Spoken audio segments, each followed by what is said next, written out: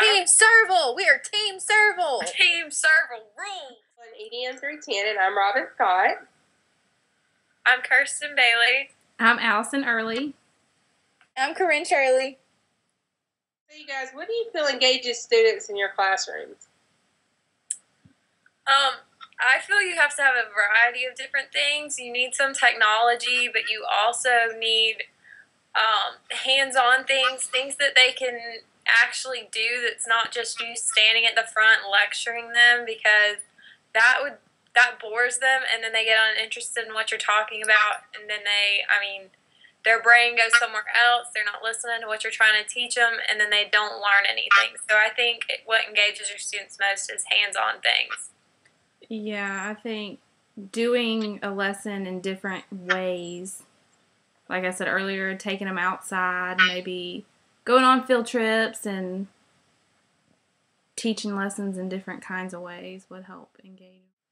So, what engages students in the classroom? Like I mentioned before, I think that students being able to solve real world problems in the classroom is crucial to engaging students, getting them active in what's going on around them in the community, and incorporating technology to solve those problems, and giving them a basis of like real world experience. That way when they go to a job or they go to college, they have experience that they have, done in high school, in class, and they can say, hey, we did this, we accomplished this. So not only are they being engaged, but they feel a sense of pride about what they've learned. Yeah. So since we're all going to be teachers, do you feel we should master technology, or should we be learning along with the student and not be afraid to learn with the student? We definitely can't be afraid to learn new things, because every day they come out with some sort of new technology.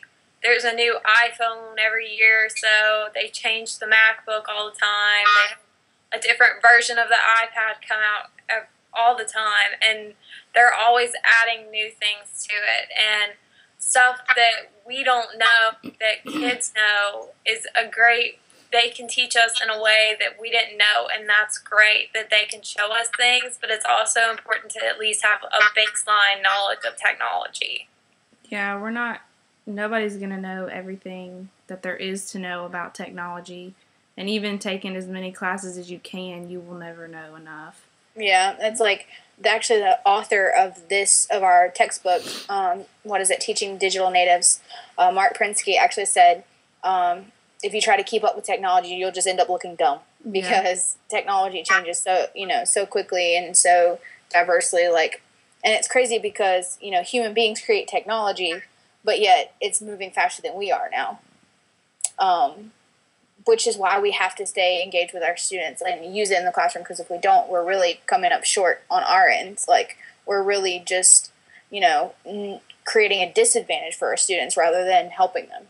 Yeah, and let them help, show you what you may not know, because make them feel good about themselves. Right, exactly. So do you think technology's changed just in the past 2 years in each classroom more so than when we were in school? Oh, yeah. Definitely. They have kindergartners with iPads now. They have all different kind of things anymore, and it's just, they have so much. They just have so many resources that for them not to use it would just be crazy. It'd be a shame. And like I said previously, students should be, tested on their ability to use their resources, not just what they know, because if that's the case, any competent person can go online and look up an answer to any question. But being able to, find the right answer and being able to answer things critically and find it, correctly and efficiently that's how, teaching has changed a little bit. What you're saying is we need to make students more credible for their research other than credible for their knowledge. Right, exactly. Yeah.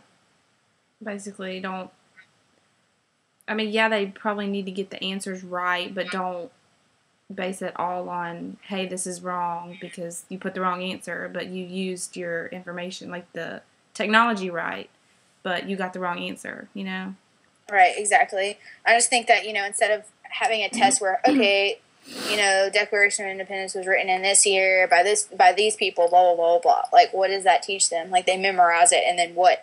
I could have like somebody who's not in a fourth grade class could go and look that up, you know? Mm-hmm. So it's just kind of like, I don't know. It's more important to know the significance of the Declaration of Independence and how it came to be and, like, you know, things like that behind it instead of just, oh, yeah, I know when the Declaration of Independence was written. It's more of them actually learning something than memorizing if they use their technology right. Right.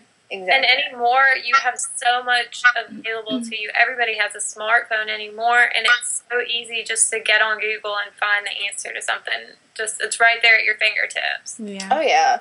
Oh yeah, absolutely. And you know, maybe back then when we were kids, when you know, it's like we could have been given a test and spouted off answers, just you know, because the technology wasn't as widely or commonly used, you know what I mean? The technology to find things. So there were teachers in front of us standing in front of us telling us, okay, write this down, memorize this. You know, like teaching, just from this course, I've learned that teaching is like completely different than what I thought it was going to be. You know? Especially project-based learning, like if teachers are starting to use that in their classrooms. Exactly. Lomax and Dr. Strange for the EDM 310 course at the University of South Alabama, and also Mark Prinsky's book teaching the digital natives.